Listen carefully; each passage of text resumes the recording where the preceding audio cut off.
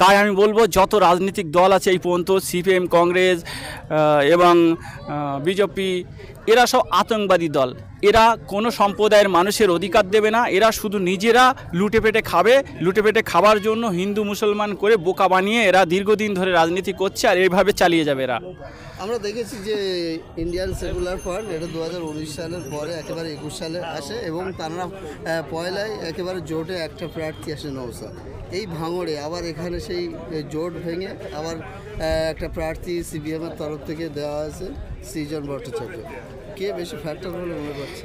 দেখুন, factor tractor আমি বুঝি না।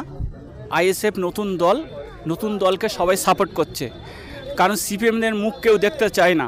সিপিএম দীর্ঘদিন ধরে ক্ষমতায় ছিল এবং নিজেদের মধ্যে যুদ্ধ বাঁধিয়ে 34 বছরে 54,000 মার্ডার করিয়েছে। তাই যাদের বাপ মার্ডার হয়েছে, যাদের ফ্যামিলি মার্ডার হয়েছে, তারা কিন্তু তৃণমূলকে ভোট দেবে না। যাদের ঘরবাড়ি লুট হয়েছে, যে কংগ্রেসদের ঘরবাড়ি লুট হয়েছে, আপনি মালদা মুর্শিদাবাদ যে ভোটগুলো হয়েছে দেখে নেবেন যে যা তৃণমূল কংগ্রেস আর সিপিএমকে কি ভোট দিয়েছে আর আইএসএফ কত ভোট পেয়েছে, শুধু সংখ্যাটা দেখে নেবেন। আইএসএফ সব জায়গায় সুপারম্যান হিসেবে কাজ করছে। আইএসএফকে সবাই চাইছে। তৃণমূল এবং বিজেপি, সিপিএম এদেরকে একই চোখে দেখছে যে এরা কেউ সংবিধান অনুযায়ী কাজ করতে চায় না। এরা অ্যাকচুয়ালি সংবিধান বিরোধী। ভাঙড়ে দেখলাম কোনো একটা বিষয়ে উত্তেজিত হয় এবং আজকের আপনাদের প্রার্থী পোলারহাট থানায় যায়। যদি বলেন কী হয়েছে এটা, এই বিষয়ে? দেখুন, আমাদের কর্মীরা কোথাও বসে আলোচনা করুক কি কোনো একটা মিটিং করুক, যাই করুক, ওরা সেখানে গিয়ে ঝামেলা পাকে। এমনকি তৃণমূল কংগ্রেসের নেতারা এত মিথ্যাবাদী, ওরা মেরে হাত ধুয়ে মিথ্যে কথা বলবে, মানে ওদের মিথ্যে কথা এরম প্র্যাকটিস দেওয়া হয়েছে।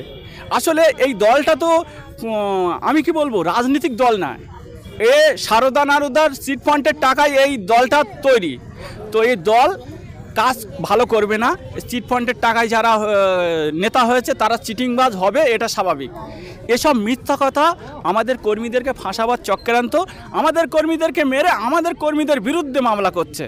গতকাল দেখলাম একেবারে নিউ টাউন লাগোয়া হাতিশালায় একজন টিএমসি তৃণমূল কংগ্রেসের শাসক দলের এক পঞ্চায়েতের কর্মী, তিনি বলছেন যে আমি যাচ্ছিলাম সেখানে আমাকে আক্রান্ত করা হয়েছে। এটা কতটা সত্যি? একদম 100% চিটিংবাজ। 100% লাভ সিনেমা দেখেছেন, আর এরা হচ্ছে 100% চিটিংবাজ। এরা নিজেরা গিয়ে ঝামেলা পাকিয়েছে ওখানে হাতিশালায়। আমাদের আইএসএফের কর্মীরা আজকে যে মিটিংটা, আইএসএফ একটা স্বচ্ছতা রাজনৈতিক দল, তিনি সংবিধানের মধ্যে থেকে রাজনীতিটা বার করেছেন এবং তাঁর কাজ হচ্ছে সমস্ত সম্প্রদায়ের মানুষের সমান অধিকার পাইয়ে দেওয়া সংবিধান অনুযায়ী, যার কারণে সমস্ত সম্প্রদায়ের মানুষ ভাইজানকে সাপোর্ট করছে যে পশ্চিমবঙ্গে নতুন করে স্বাধীনতা ফিরে পাবে। কারণ যে দলগুলো আজকে সংবিধান অনুযায়ী শপথ করে তারা আজকে ক্ষমতায় এসেছে, তারা সবাই সমাজবিরোধী কার্যকলাপে যুক্ত। অ্যাকচুয়ালি বলা যায় এরা মানে আতঙ্কবাদী দল। এরা যারা দেশের সংবিধান মানে না, তারা দেশদ্রোহী, তারা দেশের আতঙ্কবাদী দল।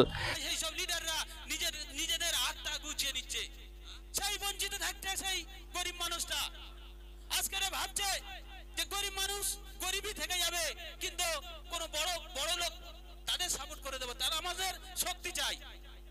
গুন্ডা মস্তানদের নিয়ে দল, আজকের যারা অরিজিনাল তৃণমূল কংগ্রেস, তারা তৃণমূলে কেউ নেই। আপনারা একটু ভেবে দেখুন, এটা একটা গুন্ডার দলে পরিণত হয়েছে। বড় বড় ধুমকি, বড় বড় ডায়লগ মেরে বেড়াচ্ছে। একবার ভেবে দেখলে না যে গরিবের হক মেরে কেমন করে এই বড় বড় ডায়লগ আমরা দিই? শুধু গরিবের হক মেরে খাওয়ার জন্য এরা রাজনীতি করছে।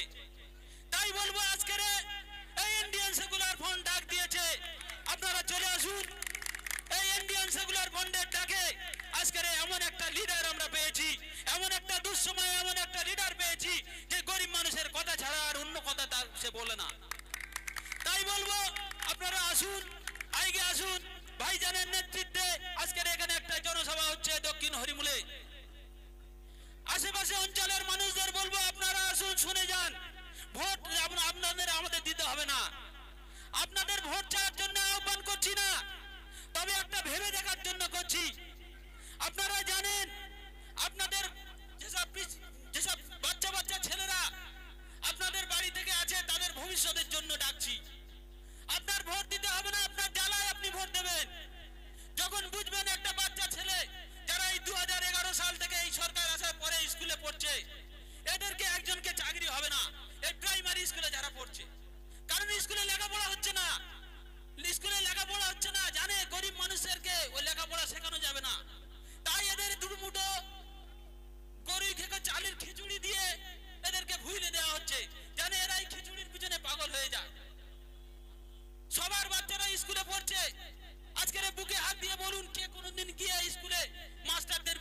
কমপ্লেন করেছে। শুধু স্কুলে যাবে, কার পাতে ডিম আধখান পড়েছে, কার পাতে সয়াবিন দুটো পড়েছে, শুধু এই ধান্দায় লেগে আছে। এই পলিসিটা এই মমতা ব্যানার্জি এই চোরের রানী ধরে ফেলেছে, যে গরিব মানুষই ছাড়া আর কিছু বোঝে না। গরিব মানুষের দিতে হবে 500 টাকা, গরিব মানুষের দিতে হবে ওই মুরগি খেকো চাল আর এই সয়াবিন বড়ি।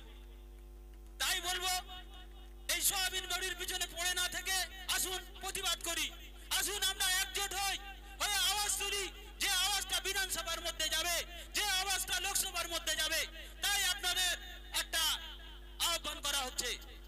আপনারা জানেন এমন একটা প্রার্থী আমাদের এই যাদবপুর কেন্দ্রে দিয়েছে, প্রার্থীটা অ্যাডভোকেট। কেন দিয়েছে? আর কোনো প্রার্থী ছিল না, অ্যাডভোকেট দিয়েছে কেন? জানে এই যাদবপুর কেন্দ্রের মানুষ সবথেকে লাঞ্ছিত।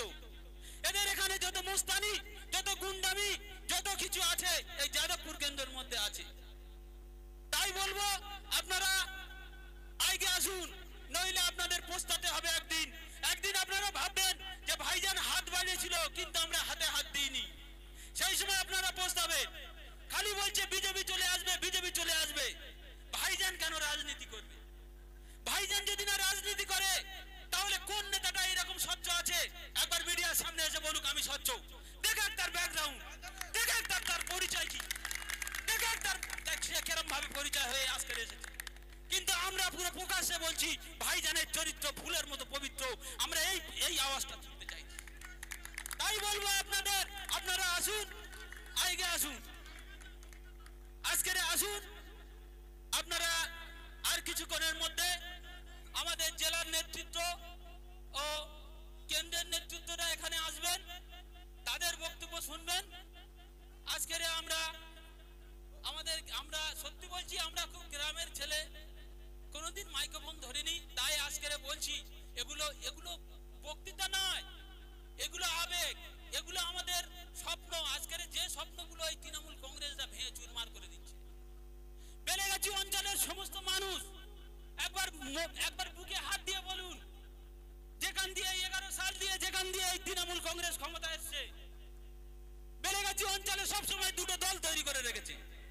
জানে একটা গরিব মানুষ যখন আসবে ও এর কাছে পাঠাবে, ও এর কাছে পাঠাবে, আর মাঝখানে লোক রেখে দিয়েছে কে কার কাছে যাচ্ছে